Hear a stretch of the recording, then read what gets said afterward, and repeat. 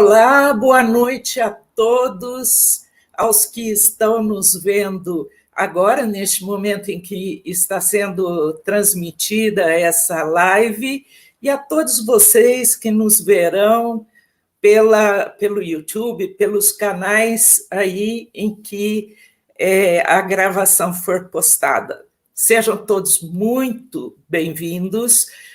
Nós nos reunimos neste momento, nesta noite, para falar de algo muito atual, né? Como nós, homens e mulheres de fé, como as nossas comunidades estão vivendo esse trauma da pandemia e como nós estamos percebendo e como nós estamos trabalhando e agindo para superar este momento de desafio, né? No mínimo de desafio pessoal e comunitário. Esta é uma produção do grupo de pesquisa do Instituto Dom João Rezende Costa, da graduação e da pós-graduação de teologia. O grupo se chama Teologia e Contemporaneidade, porque justamente nós refletimos sobre questões atuais da teologia. Hoje nós teremos conosco o pastor Ariovaldo Ramos. Muito bem-vindo, pastor.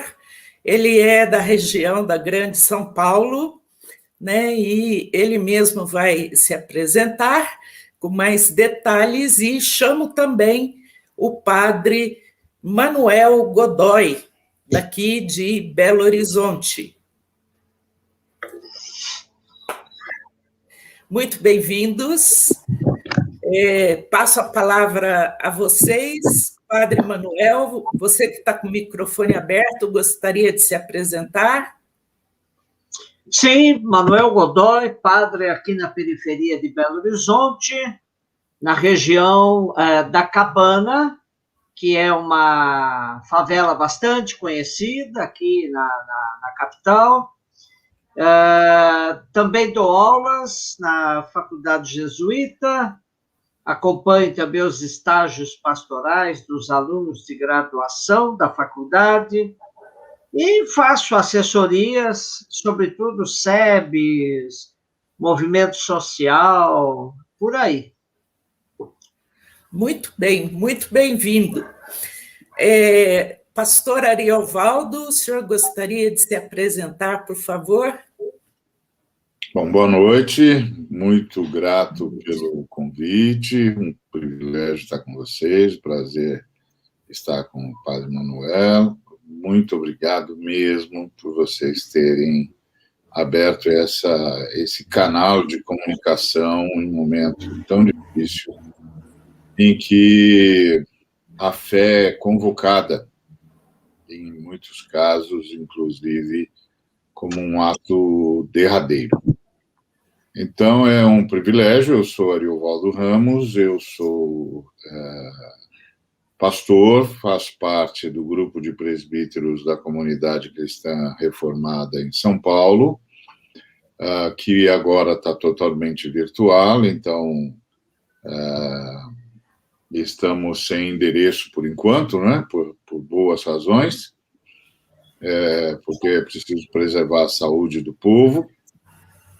E sou um dos fundadores da Frente de Evangélicos pelo Estado Democrático de Direito.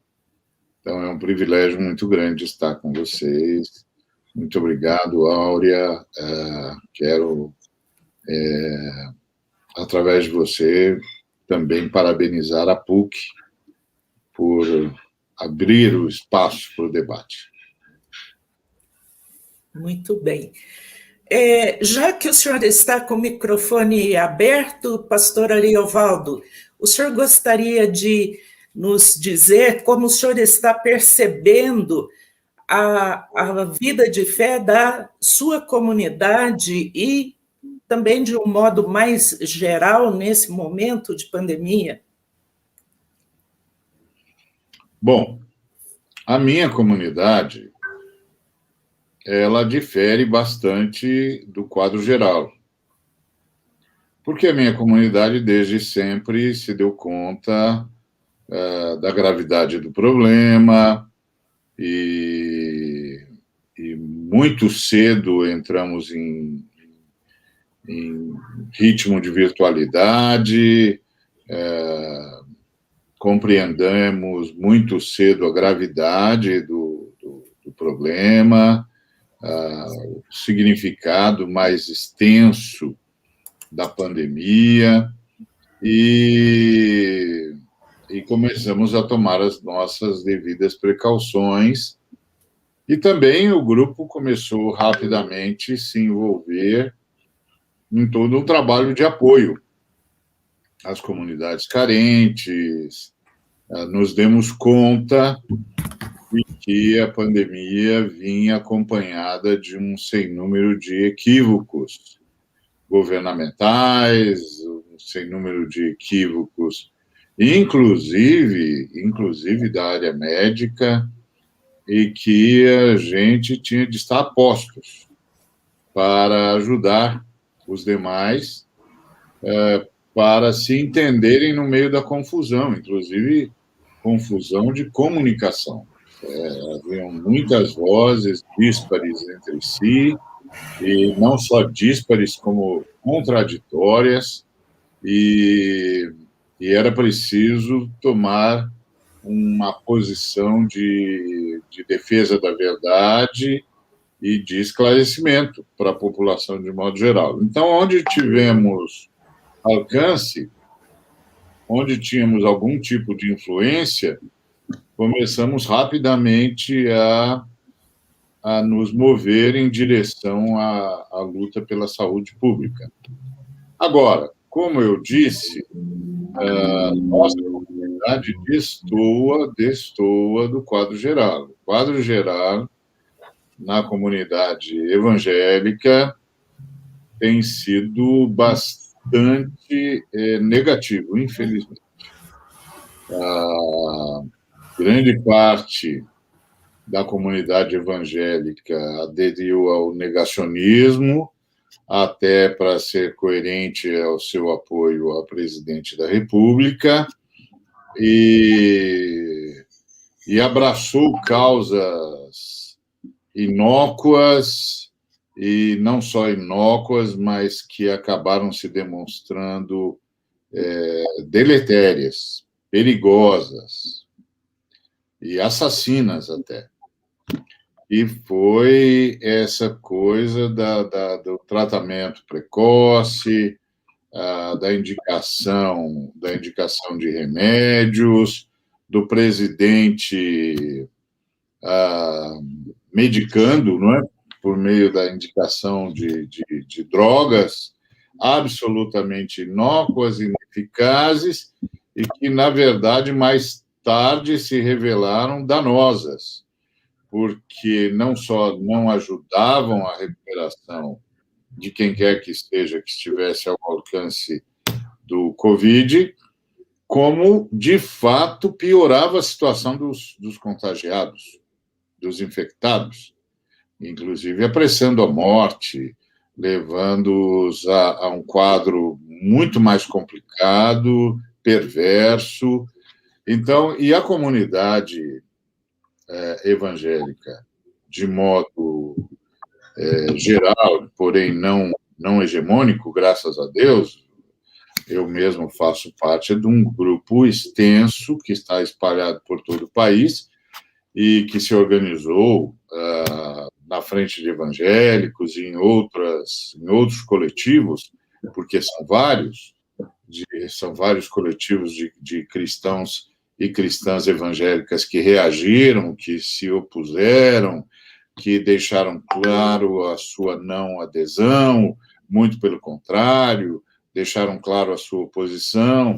Então, há uma gama razoável que já vinha lutando contra o que significava essa candidatura desde o início. E, mais de modo geral, e inclusive mais visível para a sociedade brasileira como um todo, os evangélicos reagiram à pandemia da pior forma possível. Aderiram ao negacionismo, aderiram ao fake news do tratamento precoce, aderiram ao receituário do presidente da República, que tem aval técnico para fazê-lo, e inclusive é de espantar que a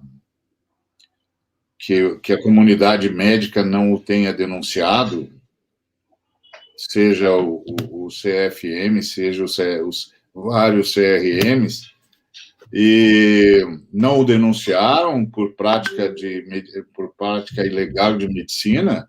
Aqui no Brasil, você não tem, se você não for médico, médica, você não tem autoridade para receituários. Você não pode receitar nada para ninguém, nem xarope que a gente comprava no barzinho no tempo que eu era criança. Não dá mais, agora não é mais assim.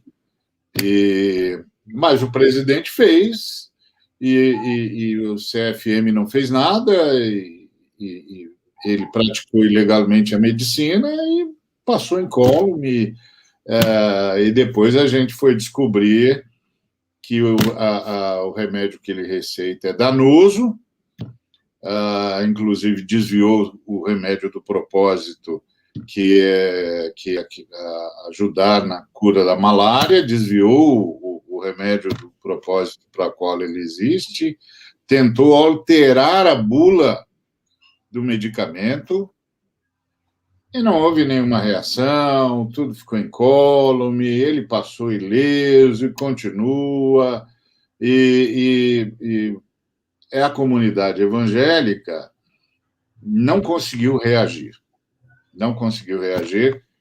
guardadas as reservas que eu já fiz, grupos como o que eu participo e alguns outros, que não somos poucos, diga-se de passagem, não somos poucos. Mas não fomos suficientes, esse é o ponto. Então, foi uma reação muito ruim, e o pior não é isso, é que a igreja, nesse momento de catástrofe, de angústia, de dor, ela é convocada como um elemento de consolo, de abrigo, de acolhimento, de pastoreio, de apacentamento. Agora, uma igreja que é negacionista, que não consegue admitir a priori, ou à primeira vista, que era o óbvio ululante, que nós estamos diante de um desastre mundial, uma tragédia que todos nós estamos enfrentando e que nós não podemos nos omitir, nós temos de abraçar-nos, de acolhermos-nos mutuamente, etc. Mas como você vai convencer uma comunidade que o tempo todo aderiu ao negacionismo, concordou com as ações estapafúrdias do presidente da República, tentou defendê-lo o tempo todo, e aí que palavra de consolo eles têm? E não bastasse isso, você tem uma lógica nefasta, que é os pastores, os líderes, não praticaram o isolamento, não praticaram o lockdown, como nós, na nossa comunidade, começamos desde fevereiro, desde março do ano passado, a gente começou o lockdown nosso. Olha, não dá, a gente não sabe a extensão desse negócio, esse vírus é mutante, essa história está só começando, e nós não vamos arriscar a vida de ninguém para experimentar e ver no que é que isso vai dar. Não é assim que se faz, é preciso um mínimo de responsabilidade pastoral. Então, aí essas comunidades, não só aderiram a toda essa pantomima maligna, e aí começaram a colecionar mortos internamente. Ainda não foi feito um estudo, mas certamente, quando for feito, se o fizerem, nós vamos constatar que os evangélicos morreram numa proporção maior do que a média brasileira. Inclusive, perdemos muitos pastores, muitos líderes denominacionais, líderes de campos denominacionais, gente que comandava, deveria estar pastoreando milhões de pessoas, que simplesmente foram ceifados pela pandemia. E houve casos, por exemplo, em que uma igreja imensa, com mais de 200 ou 300 mil participantes, perdeu todos os seus pastores para a Covid. Todos. Nenhum sobreviveu. Por quê? Porque entraram na onda do negacionismo, se recusaram a apoiar os lockdowns, não fizeram isolamento, não foram para a virtualidade, insistiram que as práticas sanitárias eram um ataque ao direito de culto, quando não são, não foram e jamais seriam. E aí convocaram seus fiéis à morte.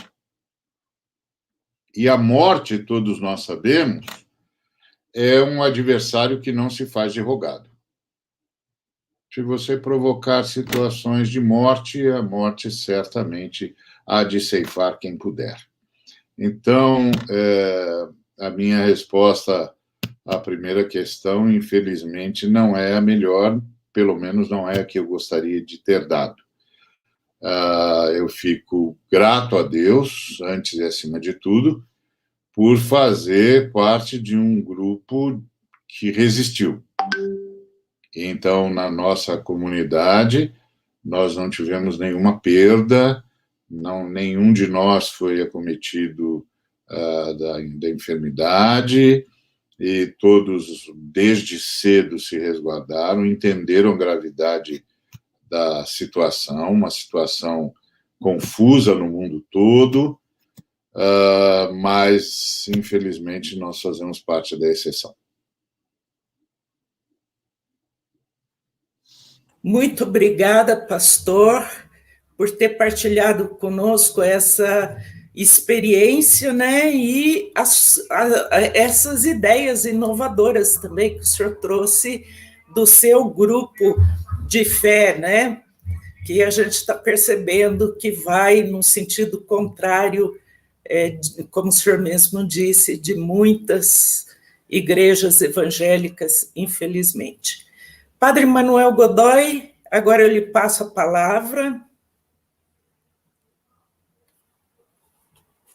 Abra o microfone. Já percebi. Bom, saudando o pastor Ariovaldo, eu já o conhecia de nome, já ouvi em outras ocasiões. Eu sou bem velho, eu me lembro do senhor junto com o Caio, pastor Caio. Faz tempo, eu sei, por isso que eu estou falando, que eu sou velho. Mas que bom vê-lo e escutá-lo. Eu queria partir de uma coisa um pouquinho, uma reflexão assim, ampla sobre pandemia para chegar na questão igreja, né? Eu acho que assumir o desafio de fazer uma profunda análise em várias dimensões, incluindo a existencial, que nos questiona sobre nossa vulnerabilidade, caducidade e contingência. De fato, o vírus nos colocou de joelhos e quebrou nossa arrogância de pessoas infalíveis e eternas. conviver com o espectro da morte nos rondando se configura como um grande desafio para nós que vivemos defendendo a vida, falando sobre o sentido da vida. Como continuar cuidando do essencial em meio a tantas urgências?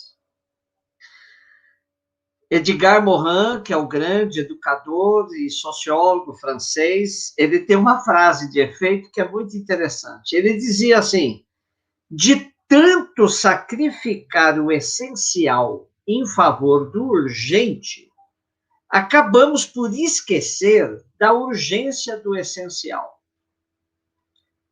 E eu acho que a pandemia pode fazer essa questão de nós, sem descuidar das medidas urgentes, mas que a gente foque no essencial para não se perder nesse carrossel maluco que estamos aí.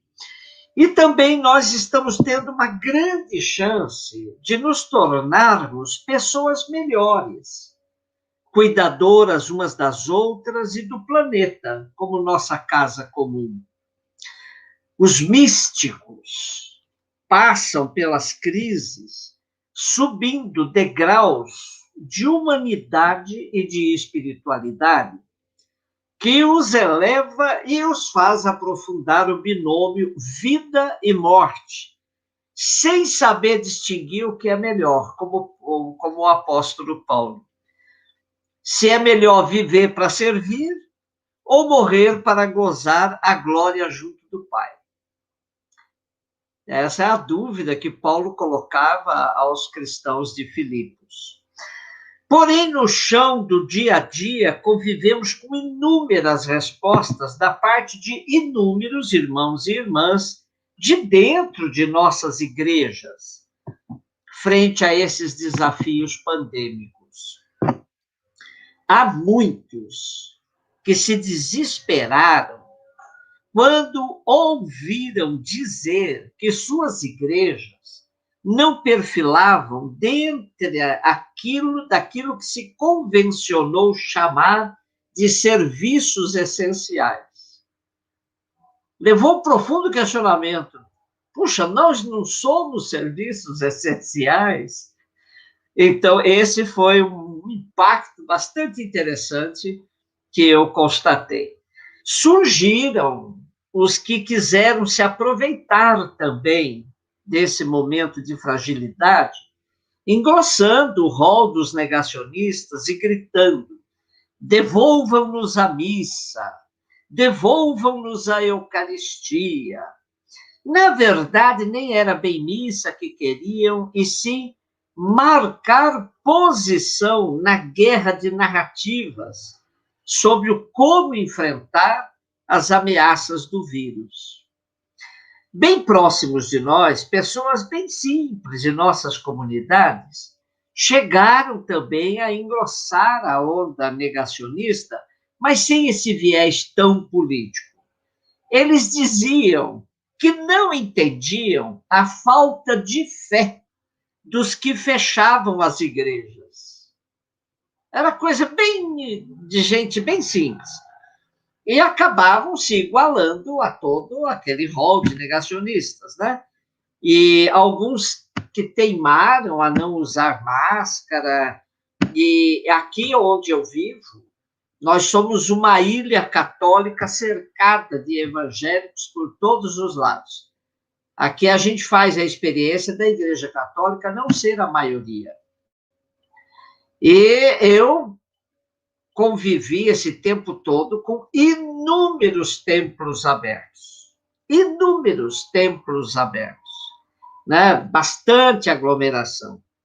Eu encontrei-me ainda com várias pessoas que perderam parentes queridos ou pessoas próximas e passaram a ter um comportamento interessantíssimo de descrença ou revolta. Pessoas que me diziam: padre, eu estou muito em dúvida se Deus existe. O meu filho era excelente. A minha mãe tinha muito tempo para viver. Então, foi um outro comportamento que eu encontrei, achei bastante duro, forte.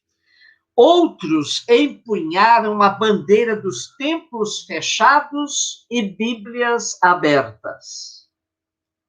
Templos fechados e Bíblias abertas. O cuidado com a palavra se mostrou uma ferramenta importante para estar perto daqueles que estavam longe. Então, essa foi uma ferramenta muito interessante, também positiva. Na Igreja Católica, a palavra, desde há muito tempo, ela tem sido negligenciada em favor dos sacramentos, que exigem a presença das pessoas. A meu ver, se houvesse mais cuidado com a palavra, sobreviveria melhor a crise, pois as pessoas teriam acesso a essa fonte em suas casas. Os que se apegaram a sinais sensíveis buscaram meios para se aproximar do seu público.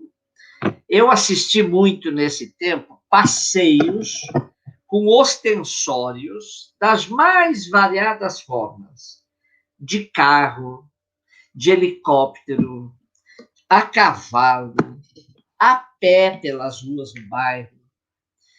E a igreja, por outro lado, também, uma outra parte, descobriu a força das redes, Facebook, Instagram, WhatsApp, e o uso excessivo da TV, que às vezes nos cansa também. São tantos canais religiosos, católicos, evangélicos, que poderiam ter aproveitado que o povo estava em casa e fazer programa mais instrutivo, mais formativo.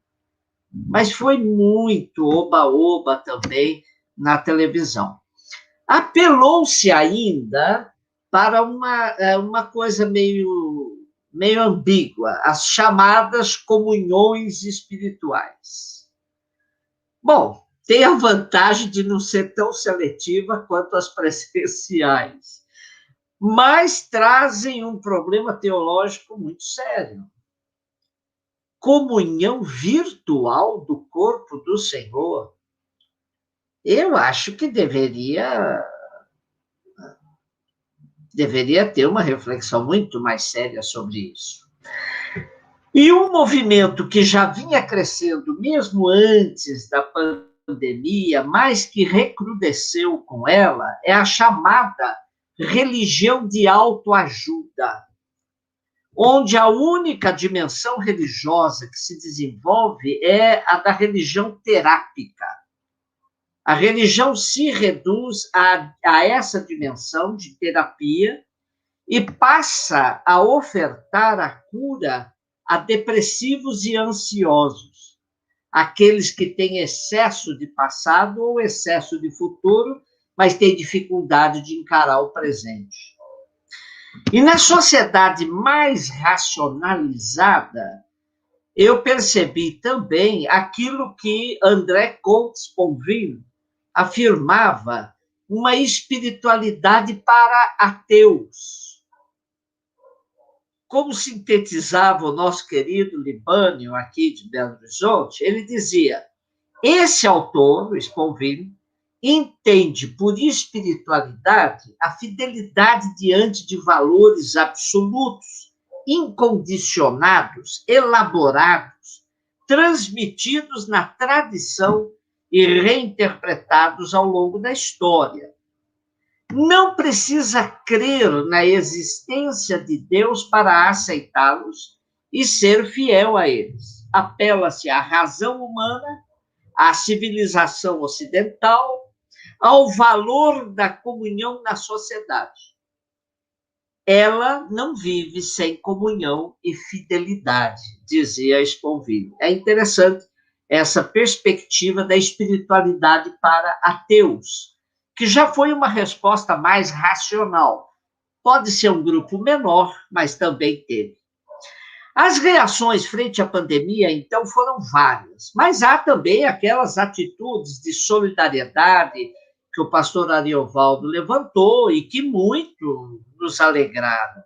Com o aumento da pobreza, com a nossa volta ao mapa da fome, a distribuição de cestas básicas, socorro às famílias carentes, foram, de fato, despertadas. Aqui aconteceu e acontece, porque eu moro num bairro que tem muitos pobres, né? A favela é imensa, os becos são bastante fortes, então essa dimensão desenvolveu-se bastante entre os cristãos.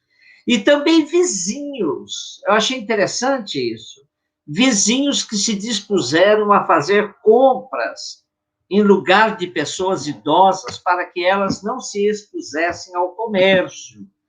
E muitas outras atitudes bonitas surgiram no seio de nossas comunidades. Então, tem de tudo. E em sentido grande, macro, eu penso o seguinte, agora vem um pouquinho de uma reflexão sobre todas essas reações. Ou a igreja se reinventa, ou ela corre o risco de, no futuro, se tornar uma seita esotérica, entendida somente por membros iniciáticos, que também não terão a força da convicção de uma crença que produza vida nova. Eu sou bastante cético em relação ao futuro da igreja. E eu estou me referindo aqui agora à Igreja Católica. Em muitos países que outrora foram suas fontes inspiradoras de novos processos, hoje precisam aprender a ser igreja sem templo, pois estão vazios. Não é só por causa da pandemia. Templos vazios já existiam. E eu não digo só de templos católicos, mas também, sobretudo, dos nossos irmãos de igrejas protestantes históricas. Essas igrejas também passam por esse esvaziamento.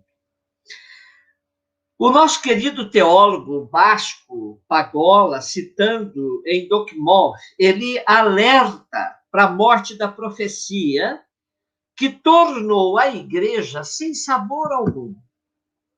A morte da profecia torna a igreja sem sabor. Os cristãos fizeram todo o possível para esterilizar o evangelho. Disse-ia que o submergiram num líquido neutralizante. Tudo que impressiona, supera ou inverte é amortecido. Assim, uma vez convertida em algo inofensivo, esta religião nivelada, prudente e razoável, o ser humano não pode senão vomitá-la. E como afirma o escritor inglês, que eu gosto muito, Terry Eagleton, ele diz assim, ele é radical, ele diz assim, se você segue Jesus Cristo e não termina morto, aparentemente alguma justificativa deve ser levantada. É interessante o livro dele, o Debate sobre Deus, e a mim me questiona muito, né? Então, se você diz que segue Jesus Cristo e não termina morto, alguma justificativa você vai ter que dar. O radicalismo no segmento de Jesus só é possível em minorias radicalizadas. Por isso, creio que o futuro da instituição católica é se tornar uma teia de pequenos grupos radicalizados espalhados pelo mundo e deixando de ser massa. E, com a graça de Deus, deixando de ser Estado. Mais ou menos nessa perspectiva, é interessante. Falou o cardeal Ratzinger em seu livro Fé e Futuro. Ele diz assim, a igreja do futuro será uma igreja interiorizada, que não reclamará o seu mandato político E não cortejará nem a esquerda nem a direita. Não terá vida fácil, porque esse processo de cristalização e clarificação custar-lhe-á alguns bons colaboradores. Torná-la pobre e fará dela uma igreja dos pequeninos. E ele ainda termina dizendo assim nesse trechinho: quando Deus tiver desaparecido inteiramente, aí é que os homens experimentarão a sua total pobreza e descobrirão a pequena comunidade de crentes como qualquer coisa de inteiramente novo. E eu queria concluir com essa minha primeira explanação, com assim um pouquinho tratando na perspectiva escatológica, que eu acho muito interessante, porque esse é o momento também da nossa escatologia. Nós estamos experimentando os diversos fins, né? Então, eu gosto muito nessa questão do Giorgio Agamben, que é um italiano, e que ele diz uma coisa muito interessante, a meu ver. Todas as vezes que a igreja, historicamente, tirou do seu horizonte o fim escatológico, ela se perdeu na economia temporal. Ele diz assim, é bem fina a colocação dele. Existem na igreja 2 elementos inconciliáveis e, todavia, estreitamente entrelaçados: a economia e a escatologia. O elemento mundano temporal e o que se mantém em relação com o fim do tempo e do mundo. Quando o elemento escatológico se eclipsa na sombra, a economia mundana se torna propriamente infinita, isto é, interminável e sem escopo.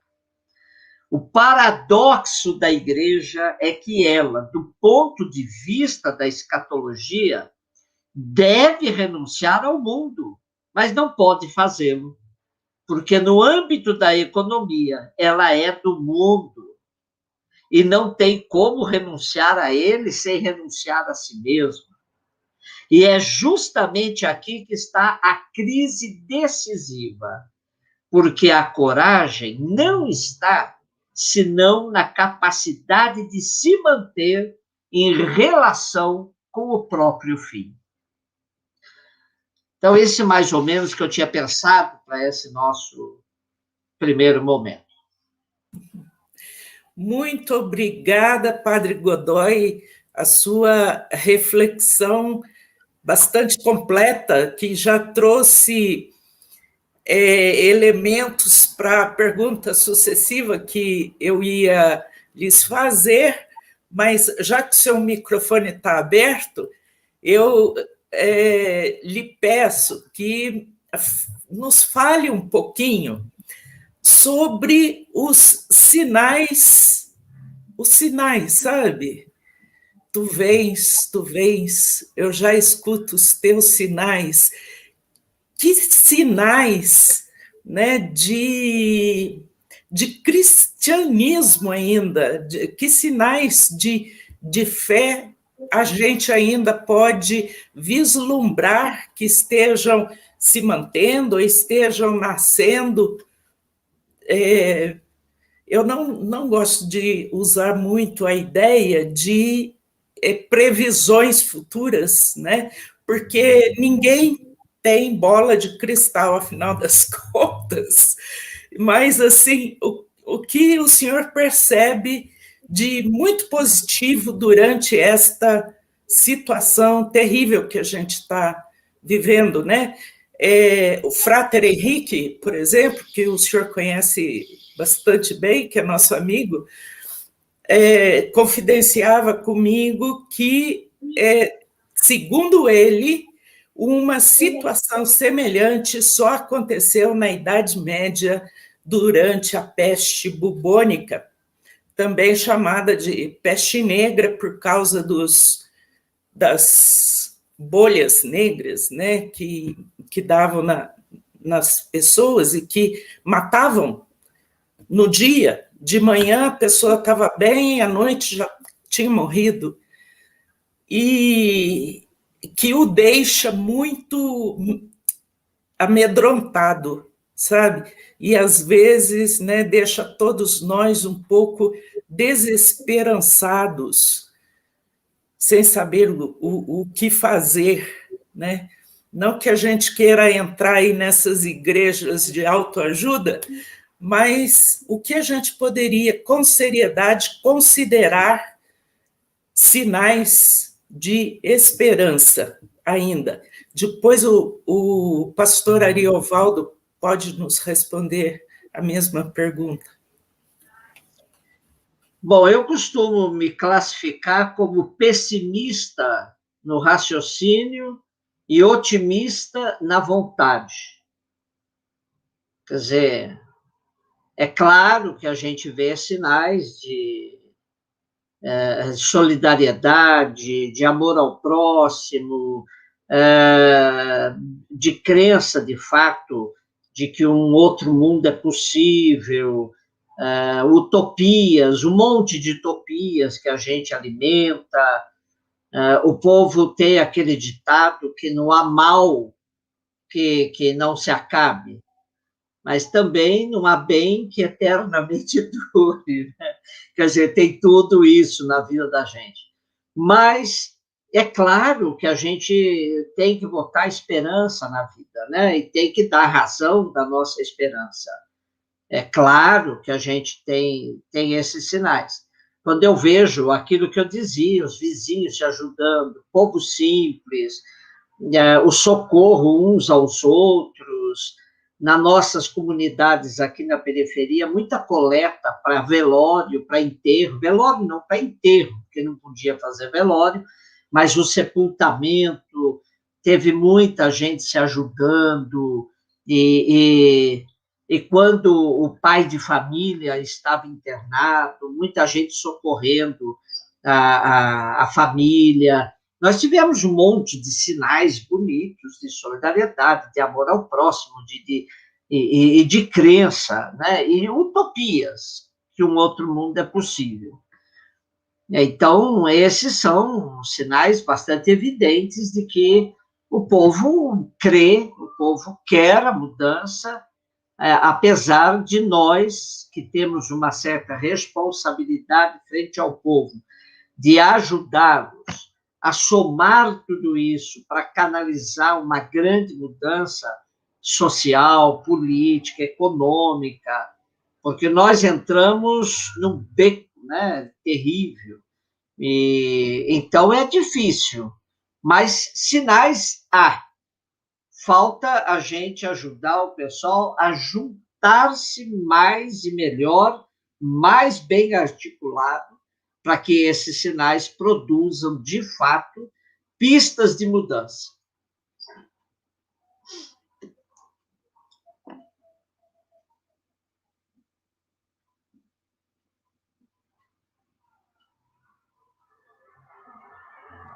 Muito bem.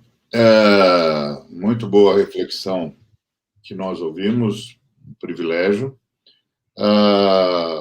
Em relação à questão dos sinais e da escatologia, eu queria lembrar que a fé protestante é uma fé que não é sacramental, por exemplo, e ela teve maior facilidade de administrar a comunhão, porque para a fé evangélica, protestante de modo geral, com exceção dos calvinistas e luteranos, a comunhão é um memorial, não é um sacramento. Então, isso facilitou para a fé protestante, para os evangélicos de modo geral, Isso é, aos que tiveram o nível de consciência desenvolvido para perceber o momento, que a comunhão deveria ser celebrada de uma outra maneira, e porque nós não podíamos nos encontrar. E que a virtualidade da fé cristã teria de ser praticada. Porque, sim, há uma virtualidade na fé cristã que está contida no Credo dos Apóstolos, que desde o início da nossa militância cristã, da nossa caminhada, nos falou sobre a comunhão dos santos. Uma perspectiva de que o povo que invoca a Trindade estaria numa comunhão espiritual que transporia quaisquer obstáculos, inclusive obstáculos fronteiriços,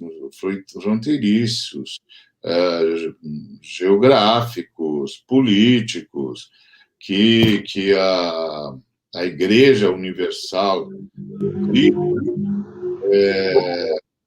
era uma comunhão virtual, uma comunhão promovida e sustentada pelo próprio Espírito Santo. Então, essa consciência da possibilidade da virtualidade, ela é muito antiga. Ela está no Credo dos Apóstolos. E é óbvio que ela está no Credo dos Apóstolos, porque os apóstolos enfrentaram a perseguição como nós nunca mais enfrentamos depois deles. Então, eles enfrentaram as situações drásticas em que a comunidade não podia se reunir mesmo. Nem tinha local de reunião, nem tinha possibilidade de reunião. E era preciso evocar a unidade da comunidade, a unidade do corpo de Cristo, para além do elemento visível, presencial, físico, manipulável. Tinha de transcender. E os apóstolos transcenderam, chamando-nos para a consciência da comunhão dos santos, que é uma postura extremamente moderna para aquela época, impensável, inclusive, e que, claro, construiu uma concepção da Igreja do Cristo que é uma concepção extra-ambiente, extra-localização, extra-local de prestação de culto. Até porque a gente sabe que só no século III, graças à rainha Helena, é que a fé cristã teve templo. Até o século III, a fé cristã não conhecia essa noção, até porque a relação entre Cristo e o templo foi muito tensa. Então, para os de origem protestante, o problema foi menor, porque os protestantes tentaram reassumir a lógica da comunhão dos santos no seu nascedouro. Depois, é claro, isso tudo teve idas e vindas, e concepções foram elaboradas, apresentadas, que levou, inclusive, alguns dos nossos a entenderem que o não reunir-se presencialmente era a perda de um direito. E o que é bastante estranho para um povo que se entende uma comunhão espiritual antes e acima de tudo. E muito estranho também para um povo que enfrentou perseguições atrozes na história, em várias partes do mundo, algumas vezes concomitantemente no mundo todo, e que não tinham onde se reunir mesmo. Então, tinham de superar a perda do local, tinham de transcender ao ambiente de perseguição e manter a sua fé e a sua unidade em torno do Cristo na pessoa do Espírito Santo. Então, os protestantes tentaram, desde cedo, retomar essa visão do Credo dos Apóstolos. E essa visão do Credo dos Apóstolos nos é bastante útil quando a gente enfrenta uma situação como a que estamos enfrentando, em que a nossa fé precisa transcender do nosso local. Tem de ser maior do que o local, tem de transcender a ambiência, tem de ser maior do que os símbolos. E então a pandemia trouxe para nós todos esse grande desafio de uma fé que vai transcender aos seus símbolos, aos seus locais e aos seus rituais. Portanto, uma fé incansável e indestrutível, porque não se apoia em nada mais e nada além do que na própria natureza da fé e da própria ambiência da lógica da Trindade presente o tempo todo e de todos nós na Trindade o tempo todo. Então, foi do ponto de vista da liturgia um grande desafio. Muitos dos nossos colegas não conseguiram transpor o muro da localidade, não conseguiram, e isso, claro, revelou uma fragilidade, porque tornou-se uma fé facilmente alcançável. Ou seja, facilmente alcançável são os fiéis, ou seja, os fiéis não sobreviverão se não tiverem local. Então, a gente sabe onde eles estarão. É só descobrir onde eles estarão e pronto. Então, isso é uma fragilidade. Que a igreja do passado, a igreja que cresceu sob perseguição atroz, nos ensinou a transcender. A fé é superior e absolutamente independente dos símbolos, dos ritos e dos locais. Ela é uma comunhão dos santos, como nos ensinou os apóstolos. Então, foi um desafio litúrgico muito interessante para a gente trabalhar. Foi um desafio mesmo.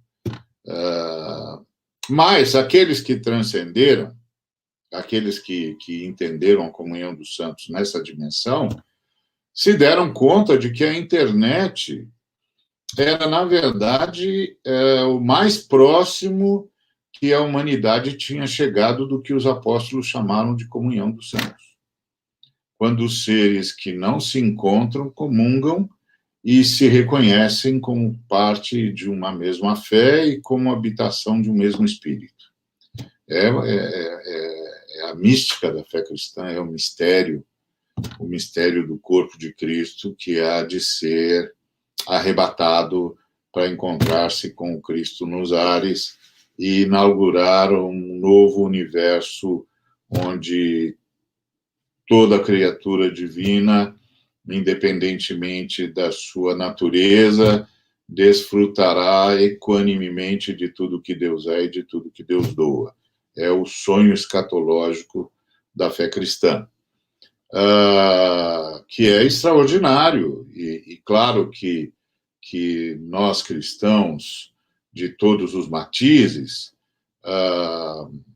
temos na escatologia uma certeza que é muito maior do que a esperança na utopia, porque a utopia é uma aposta e a escatologia é uma decisão divina.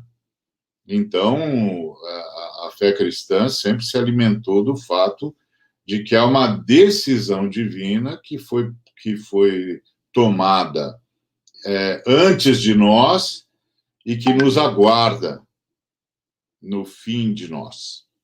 Então, isso é um motivo de esperança que não se tolda, né?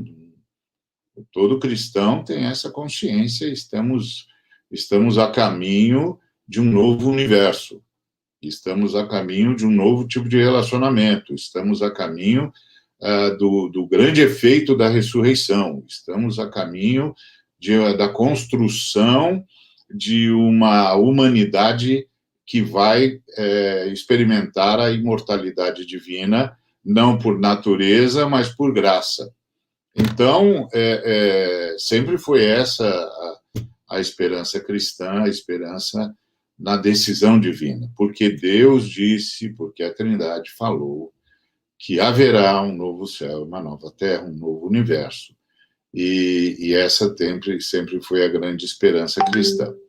Num momento como esse, essa esperança ajuda muito, claro, porque uma coisa é enfrentar a morte como o fim de tudo e outra coisa é enfrentar a morte como algo que já foi derrotado pela ressurreição do Cristo e cuja vitória nós todos vamos experimentar. É diferente. Até porque essa pandemia é cruel. Ela é cruel para com os relacionamentos, porque você levava a pessoa até o saguão do hospital, se despedia dela ali para nunca mais vê-la, se ela tivesse de fato infectada e não conseguisse sobreviver. Nunca mais haveria, porque as visitas estavam proibidas. Então, todas as últimas conversas, os últimos acertos, as últimas trocas de carinho, de afeto, acabaram aqui. Inclusive, isso criava uma situação tensa, não é? Porque você está levando uma pessoa que da sua relação afetiva e você vai deixá-la no saguão do hospital, ela está com sintomas graves, você não sabe se ela há de sobreviver, a grande chance que não sobreviva, porque ela tem comorbidades, e nós já sabemos, ou já sabíamos desde o início das primeiras pesquisas, que as comorbidades aceleravam o efeito letal. Um negócio complicado, complexo, e aí você está lá com essa pessoa no saguão, e como você se despede dela? Como você se despede dessa pessoa? Você não pode despedir-se como quem dá adeus, porque essa pessoa precisa de ânimo, essa pessoa precisa de inoculação de coragem, de fé, de esperança. Mas, ao mesmo tempo, você não pode se iludir com o fato de que a inoculação de coragem, fé e esperança serão suficientes. Então, é uma enfermidade extremamente cruel. Extremamente cruel. E aí, as visitações proibidas. Não tem como visitar. O ambiente está todo infectado. É um local de crescimento do vírus, de infecção. Os hospitais se tornaram lugares perigosos. Os profissionais de saúde morrendo aos borbotões, inclusive no Brasil, uma proporção maior do que nas demais nações, dada a insensibilidade criminosa que governa o país.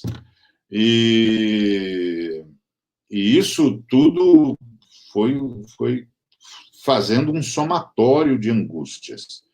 E aí a pessoa vai para casa na expectativa de poder rever, e quando se dá conta de que não vai rever, não vai rever mesmo, nem no caixão vai vê-la. Não haverá velório, o funeral será com pouquíssimas pessoas, se for possível. Então, imagina a crueldade dessa pandemia, dessa situação toda. E aí nós, apacentadores e apacentadoras de todos os segmentos cristãos, que fomos ensinados a acompanhar as ovelhas do Cristo até o último momento e infundir-lhes a esperança da eternidade, nós estamos tolhidos, nós não vamos fazer nada. E aí a gente vai tentar apoiar a família o máximo que a gente consegue, visitá-los diante de um quadro tão inglório, tão angustiante, tão desesperador. E casos de famílias inteiras desaparecerem, de famílias inteiras. Inclusive, uma das coisas que mais me angustia no Brasil, tido como cristão, que todos nós sempre entendemos que éramos, é a apatia. A apatia diante do genocídio. Agora, recentemente, a Universidade Federal de Pelotas comunicou-nos que tivesse o Estado, o governo federal, feito minimamente o seu papel, 3 entre 4 pessoas que morreram não teriam morrido. Ou seja, diante de um quadro de 500 mil mortes que se avizinha de nós, isso significaria 375 mil pessoas que não teriam morrido se o governo federal tivesse feito minimamente a sua parte. Então, isso carrega para os cristãos que foram coniventes com esse governo, coniventes com essa política de morte, essa necropolítica, um peso insuportável, que era o peso de ser conivente com o assassinato de 3 entre 4 pessoas. Porque 3 entre 4 pessoas que vieram a falecer não precisariam ter falecido. Não faleceram de pandemia, faleceram de assassinato doloso.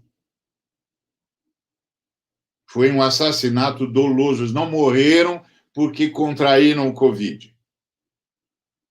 Eles morreram porque foram dolosamente assassinados por uma política insensível, cruenta, cruel, de descaso para com a vida. Agora, você ter um agente do anticristo no poder, como já vimos acontecer com Hitler, ou com Mussolini, ou que com outros ditadores nessa história tumultuada que é a história da humanidade, tem uma característica, tem um caráter em si mesmo.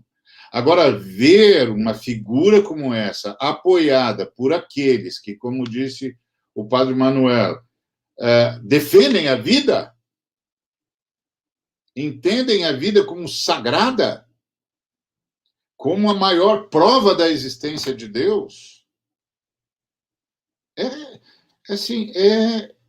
inominável, é impensável, não tem como articular isso, não tem como articular isso.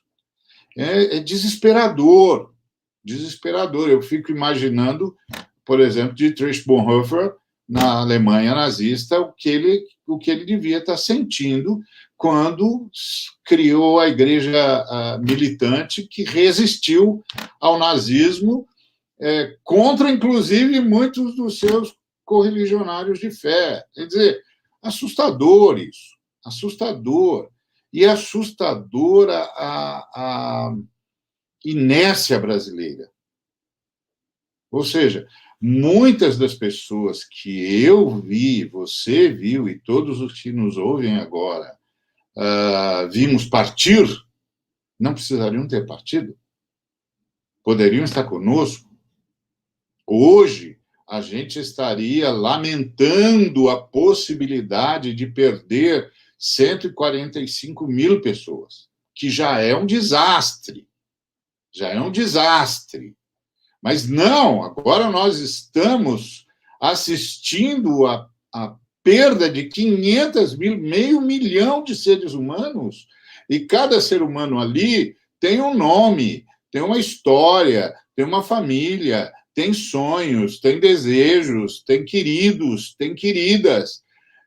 O que nós estamos assistindo é um descalabro civilizatório.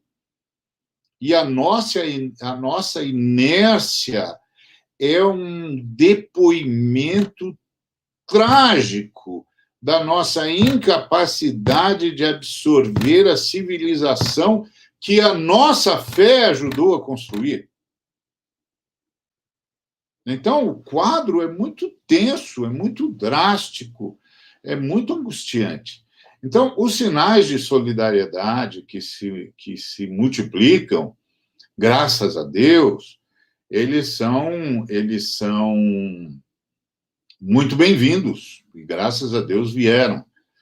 Agora, é preciso que a gente se dê conta de que esses sinais estão se manifestando porque o governo federal, que não fez minimamente o seu papel, ele não apenas não enfrentou a pandemia, ele fomentou situações que tornaram a pandemia muito mais letal. Ele fomentou situações de piora, de desespero. Então, vem a fome, vem o desemprego, vem o desalojamento da moradia, vem centenas de milhares de pessoas que saem dos seus condomínios, das suas casas, para irem para a rua, para morrerem de forma ainda pior.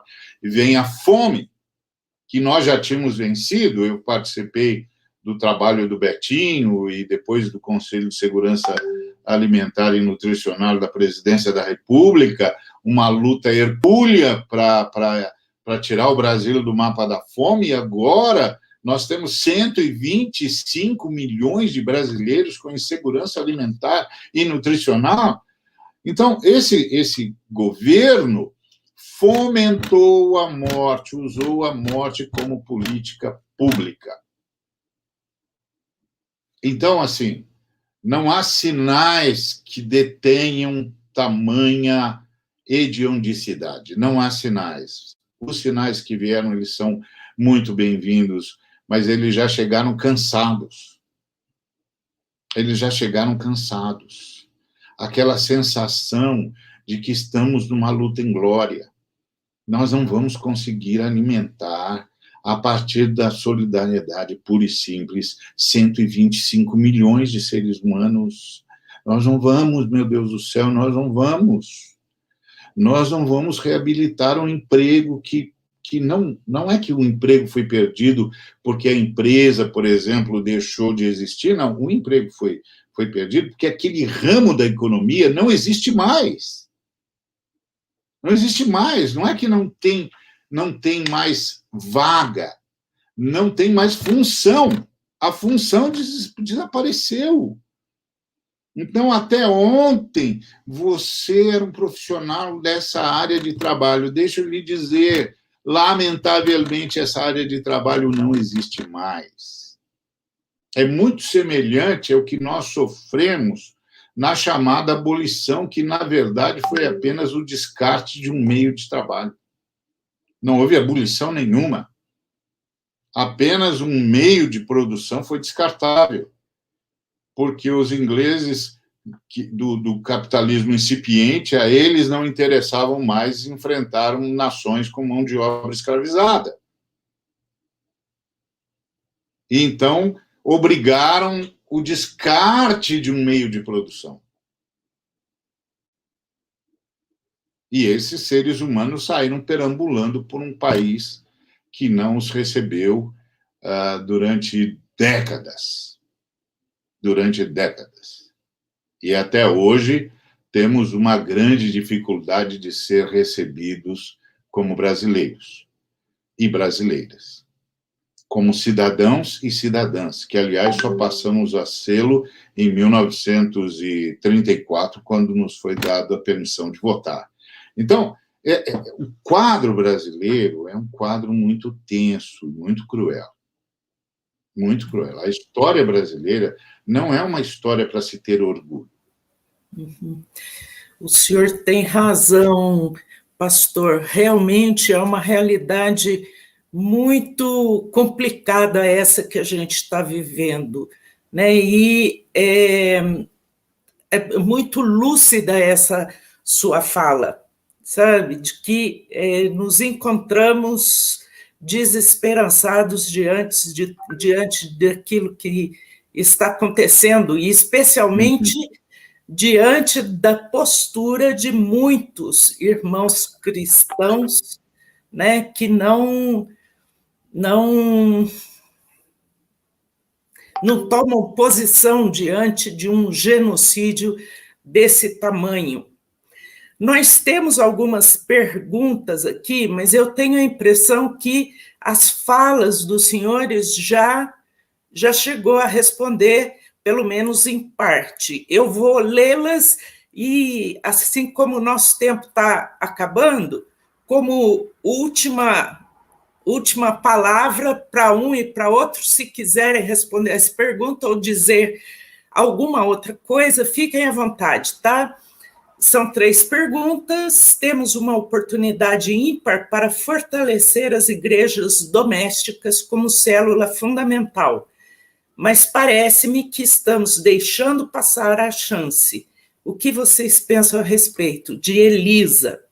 A Solange pergunta ao pastor se ele acha que é possível, né, que os evangélicos que não são negacionistas possam ter uma ação de fermento no meio evangélico negacionista. E a Maria Célia pergunta a ambos se, diante dessa ferida da pandemia, né, de uma igreja pobre de esperança, se vocês e como têm animado as comunidades. Fiquem à vontade, vamos, assim, dar uns 5 minutos para cada um.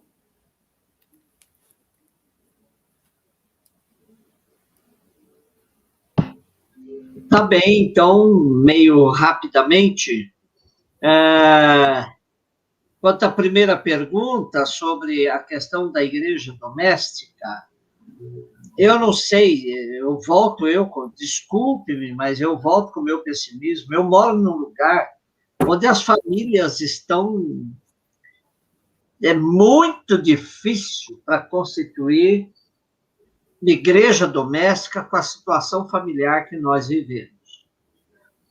Aqui no bairro, além dos barracos, nós temos os becos. Além dos becos, nós temos um negócio que eu brinco com eles, que eu chamo de condomínio familiar. O que é condomínio familiar?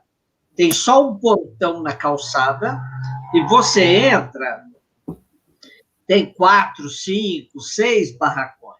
Tem o do pai e da mãe, depois os filhos vão se casando e vão construindo ali mesmo, em cima, quando podem, do lado, nos fundos, e eu entro para visitar eu visito, por exemplo, eu vou visitar a Dona Terezinha, eu visito 27 pessoas da família, que estão todas no mesmo terreno, né?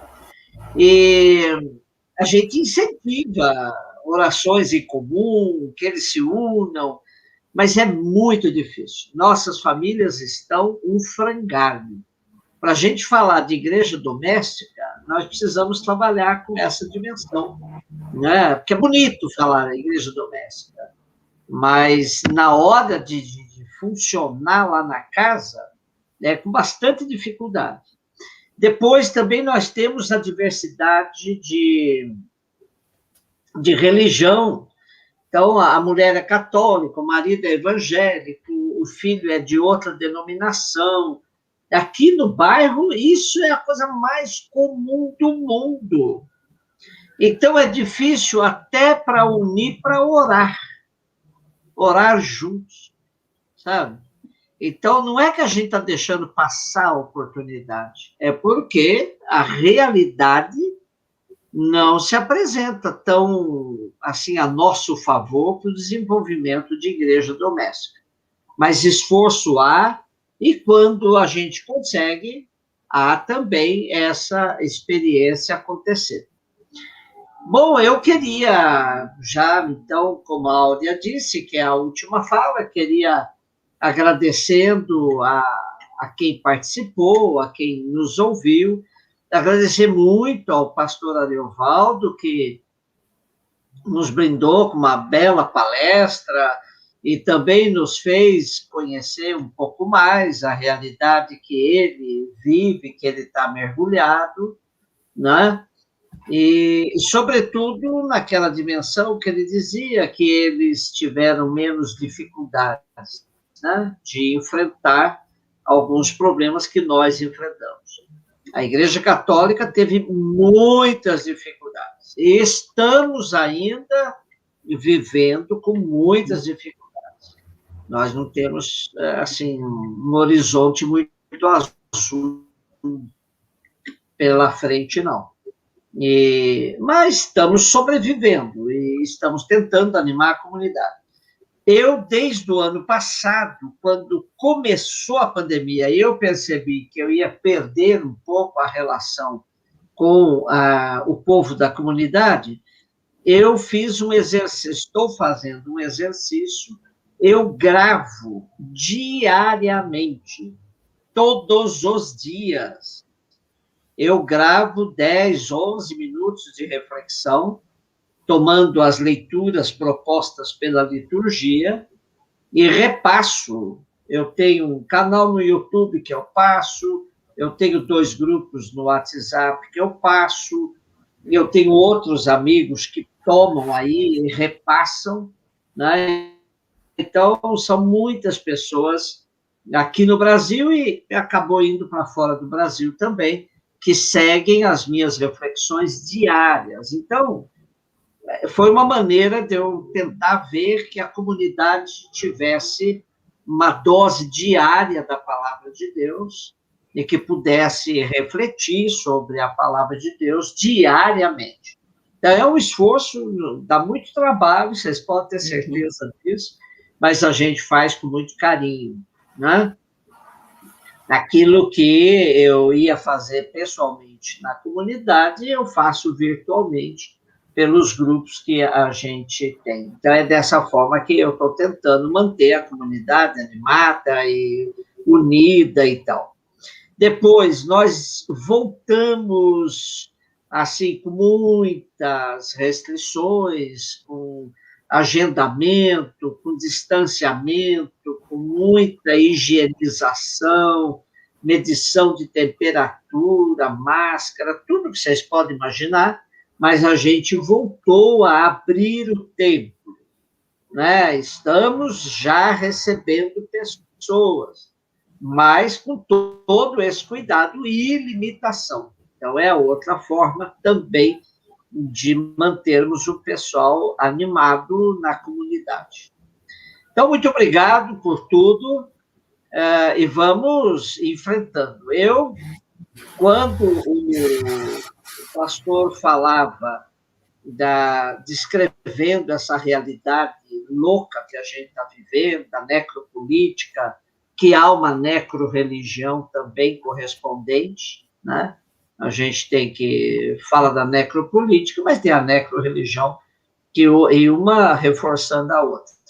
Eu digo assim, em nome dos cristãos, né, como cristão que sou, eu acho que, historicamente, nós vamos ter que responder amargamente pela nossa conivência com essa situação, pela nossa omissão e por tantos irmãos cristãos nossos apoiando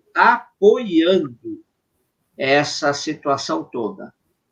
Nós temos na Igreja Católica bispos, padres e leigos que apoiam, sim, que apoiam a necropolítica que está aí, né? Então, eu acho que futuramente nós vamos ter que, historicamente, assumir essa culpa e, sofridamente, vamos passar para a história como coniventes, omissos. É uma lástima. E a gente fica se perguntando até onde vai esse capitão no poder. E as Forças Armadas que lhe dão sustentação perderam também totalmente a chance de passar para a história como menos ruim. Né? Já passaram para a história pessimamente com o golpe de 64, com o recrudescimento do golpe em 68, e agora com o vexame de estar dando apoio a esse poder. Eu acho que as Forças Armadas estão totalmente desmoralizadas na circunstância atual por estarem dando sustentação a esse governo. E, para terminar ainda, eu que moro aqui na periferia, eu vejo todo dia o que a polícia de bairro se sente empoderada. Eles, para bater na cara da gente na rua, eles não pensam duas vezes. Para botar a arma no ouvido da gente, estão aí tranquilamente. Eles estão empoderados com o capitão no poder. Eles se sentem donos da situação. Não há limite para a violência policial na periferia. Então, é muito triste. É uma situação... a gente quer manter a esperança, mas a gente tem que ter uma esperança com o pé no chão. Não pode ser louca, uma esperança maluca. Então, um beijo no coração de cada uma que nos acompanhou. Um grande abraço ao pastor Ariovaldo, a Áurea, a Solange, o pessoal todo que já nos conhece e a gente caminha junto. Um abração. Muito bem, grato mais uma vez pelo privilégio de estar aqui com o pastor Padre Emanuel e com todos e todas que nos acompanham. E muito obrigado, Áurea, pelo privilégio e também pelo tema gigante, Solange, e tantos outros que tornaram possível esse momento. Em relação às igrejas domésticas, é preciso lembrar que, quando você fala em igreja evangélica ou protestante, você tem que fazer essa distinção que o Padre Manuel fez entre as igrejas históricas e as pentecostais. De fato, as igrejas que crescem no Brasil são as pentecostais. O ramo evangélico que cresce, e cresce exponencialmente, e o crescimento ainda não foi detido, então, cresce exponencialmente, é pentecostal. Eles têm múltiplas formas de reunião, múltiplas formas. Desde da mais institucionalizada a mais anárquica possível.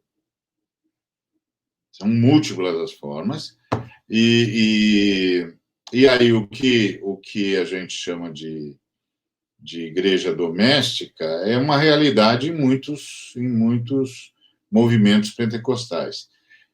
Curiosamente, não é uma realidade pensada, trabalhada, construída. É a realidade anárquica, que vai se impondo às dificuldades inerentes do ambiente, etc., etc. Porque a gente tem de lembrar que nós vivemos num mundo, não só no Brasil também, infelizmente, mas nós vivemos num mundo em que geografia pode ser destino. Então, dependendo do lugar onde você nasceu, seu destino está traçado. Você não vai escapar dali. Se você nasceu no Iêmen, que está numa crise humanitária nunca vista na história recente da humanidade, seu destino está traçado. Então, geografia é destino. Aqui no Brasil é a mesma coisa.